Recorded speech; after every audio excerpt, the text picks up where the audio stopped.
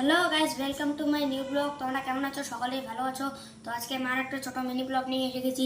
তো এখানে আমি নিয়েছি চিকেন কষা, ঝিঙা সবজি এবং আলু এবং মাছের তেল দিয়ে একটা আলু ভাজা। তো এখানে লেবু আছে, তার সাথে স্যালাড। তো বেশি কথা না বলে আমি খাওয়াটা শুরু করলাম।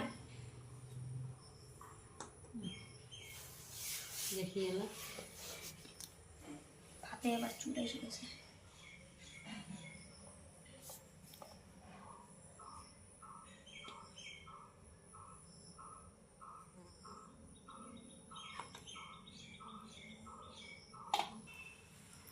আরে অসভ্য, ঝোলটা তো মাখি।